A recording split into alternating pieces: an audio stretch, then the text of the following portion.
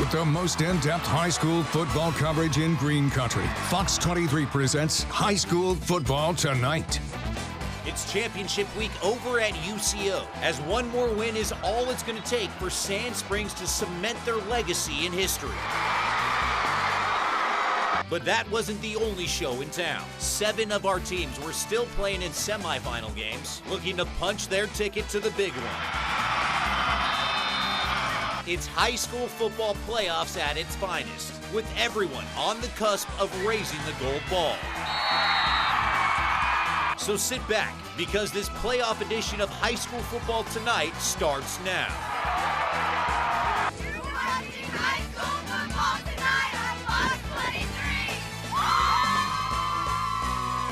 What is going on, everybody? I appreciate you joining us tonight. I'm Spencer Tillis, and this is our season finale of High School Football Tonight. It is state championship week, and we've already had one of our teams raise a gold ball last night as Dewar was able to make it back-to-back titles. The question is, would we have any other teams joining them tonight? Sand Springs trying to do just that, taking on the defending champs in Choctaw.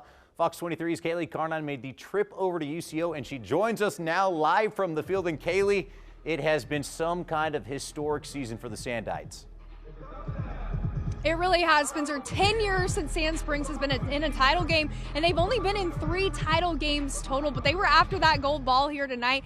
The only one that they've ever got was back in 1966, so they were definitely due for one, and this was an awesome game. The Sandites in Edmond with one mission, to hoist up their second ever gold ball. But they'd have to take on the defending state champs, Choctaw. The Yellow Jackets sting first. Landon Gasson drops back, looks deep, and drops a 39-yard dime to Titus Hawk, and Choctaw takes the lead.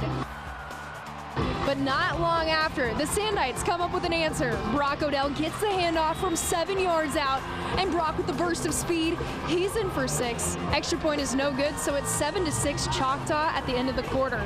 Second quarter, the Yellow Jackets sting again and go up 8. But Sand Springs comes up big again. Easton Webb drops back, escapes a little pressure, and whoa, a textbook perfect spiral over to Dom Forbes. A massive 64-yard touchdown, and Sand Springs down 2 now. Then defense does some damage on the other end. Grady Harris blowing this play up.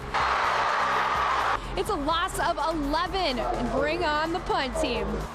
Just 40 seconds to go till recess. Sandites trying to go up before the break, and they do. Brock Odell punches it in for the go-ahead tutty just before halftime. Third quarter now, looks like Sand Springs is gonna have to punt, but wait a minute, it's a fake. Brock Odell flipping for the first down.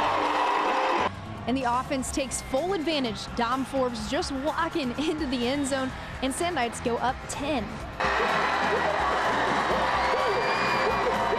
Couple minutes later, and they were right back to it. It's Odell on the move again. He shakes off a defender and then turns on the Jets.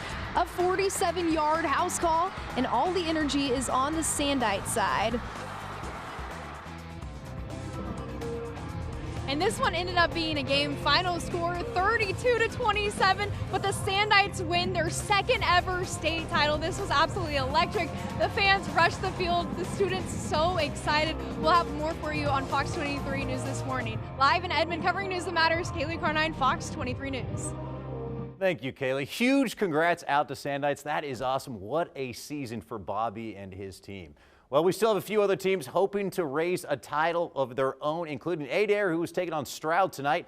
And this game was absolutely ridiculous. Let's head straight to the fourth. Warriors down 7, but not for long. Cooper McCord finds Ethan Stevens on the wheel route.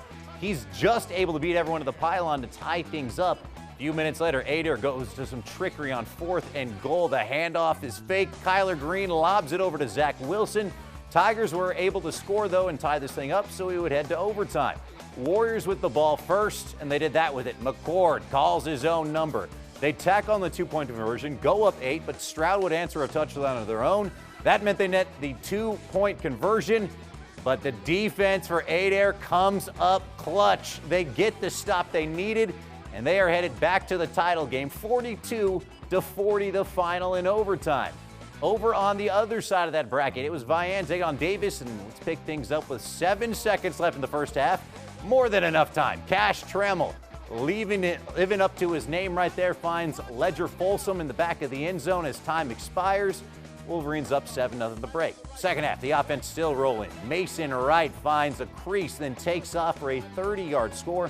That made it 14-0, and then the defense would do the rest. The Wolves trying to make something happen, but it's going to get picked off by Michael Polkat. He's going to take it all the way the other way for the pick six, and Vian is headed back to the title for the second straight year, 21-0 the final. Over in 3A, we still had one team left standing. That would be Lincoln Christian, who is just 2 wins away from their third straight title. Up first, though, tonight was a matchup against Heritage Hall. Fox 23's Devin Lyon is at the game covering it for us tonight, and he joins us now live. Devin, the Bulldogs, it has been another incredible run for them this year. It really has, Spencer, and I feel like this matchup specifically should be a playoff classic because this is the third year in a row they've met in the postseason. Both of them trying to take a crack at extending their season and getting that gold ball. Here's a look at how things went down. Lincoln Christian Bulldogs taking on the Heritage Hall Chargers in the playoff semifinals. Third year in a row, these teams are facing each other in the postseason. Lincoln Christian trying to keep a 40-game win streak alive tonight. Let's jump right in. First quarter, Lincoln Christian with the ball in Chargers territory. Number 8, Carter Wright takes the snap, looks, chucks it, finds a hole, and no one's there to stop him. Bulldog touchdown. Lincoln Christian with an early 7-0 lead. Heritage Hall with the ball. Number 14, Hudson Ferris drops back to pass, and he throws a deep one. That's caught. Number 3, Jared Williams Jr. Now number 16, Tegan Lawson is in for quarterback. He drops back to pass, and it's another deep ball. Williams again, catch made. That puts him on the 2, sets him up for this quick score here by number 2, Max Everett. Tie game at 7.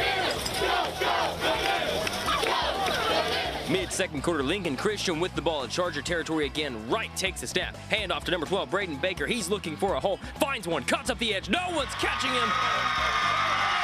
Touchdown, Bulldogs take the lead, 14-7. How about some defensive looks tonight? Chargers trying to tie it up. Number 52, Lincoln Torres with the sack. Just 2 plays later here, Ferris drops back. Torres again. Bulldogs trying a 2-man drill here to extend their lead. Number 8, Wright drops back, blocked at the line. Both defenses keep it a 1-score game. Lincoln Christian up 14-7 at half. And the second half would be all Lincoln Christian, doubling their score from the first half, making it a 28-7 victory over Heritage Hall. I caught up with Coach Jerry Reich after the game. Here's his thoughts. It feels great. You know, that was a great effort by Heritage Hall. They played us really tough, and they always do. We knew it was going to be a 4-quarter game. It was, and I couldn't be more proud of our kids, the resiliency that we showed. We had some things go wrong, you know, here and there, but our kids just kept battling and played the next play, and we're really proud of them. Now Lincoln Christian will be heading back to the championship against who they played last year in the 3A championship, which is Sulphur. That game ended in a 1-point difference for the win. Looks like they're on a collision course for it again. I'm going to send it to you, Spencer, back at the desk. Thanks, Devin. Meanwhile, over in A1, we had 2 of our local teams going at it tonight. Pawhuska squaring off against the defending champs in Rejoice Christian. And buckle up because this was another wild one. The Huskies would strike first on their opening drive, but the Eagles come flying right back. Camion Campton Narrow airs this one out deep, and he hits Holt Wilson in stride for a 54-yard touchdown strike. And the air raid offense wasn't done just yet. Very next possession, Campton Narrow airs out another one, puts it in the bucket for Zizi Okofluezi. He is marked out at the 1, still good for a 48-yard pickup, and they'd score on the very next play. Pawhuska, though, fires right back down to the 4. The handoff over to Van Wildcat. Carries a couple of defenders with him into the end zone. It was back and forth like that the entire night, but eventually Rejoice was able to gut this one out, 42-34. All right, it is time for our final commercial break, but coming up next, we're going to check in on our A2 teams and find out who moved one step closer to raising up the gold ball. Keep it right here. You're watching high school football tonight on Fox 23.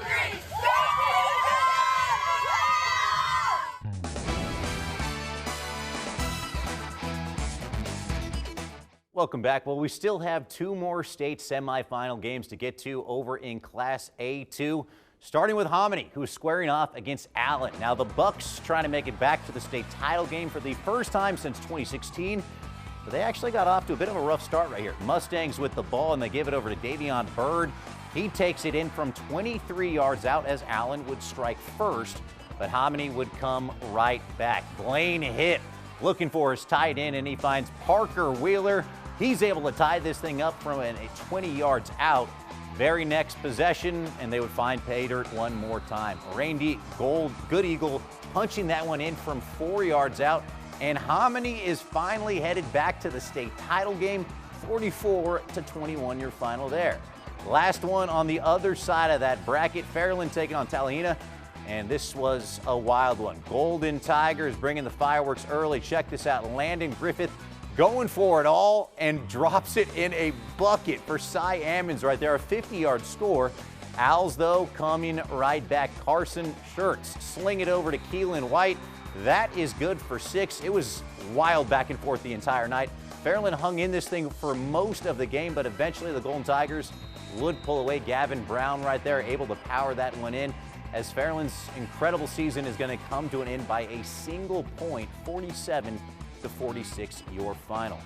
All right, it is time to wrap this thing up. We're going to go to our top play of the night, and for this one, we got to head back over to that Rejoice Christian game because this play was crazy. ZZ just signed with OU earlier this week, and it's not hard to see why with catches like that. An incredible over-the-shoulder catch, somehow able to stay in bounds. Huge game for him, as he is a massive reason that the Eagles are going to go ahead and try and make it back-to-back titles, as they're going to be making the annual trip now, it looks like, on back over to UCO. And speaking of UCO, tomorrow night, massive game. We have Bixby trying to set a new state title by winning their 8th straight state championship. They're going to be squaring off against Owasso. We're going to be over there, and we'll have full highlights of that game for you all tomorrow night, as well as all of the other teams that will be playing in state championship games next week over at UCO. Unfortunately, though, that is all the time we got for you tonight. Thank you so much for tuning in. Before we let you go tonight, we want to show you a few more highlights of tonight's games and get you ready for what is going to be the final week of high school football coming up next week. Best of luck to all of our teams playing for titles. And one last big congrats out to Sand Springs. First time they got a title in, did we say 66? 66. I don't know what that is off the top of my head. It's like 50 years, something like that. It's been a long time for the Sandites. Incredible job they've done. And now we'll have a chance to see if we have a few more teams possibly join them. Have a great night and have a great weekend, everybody.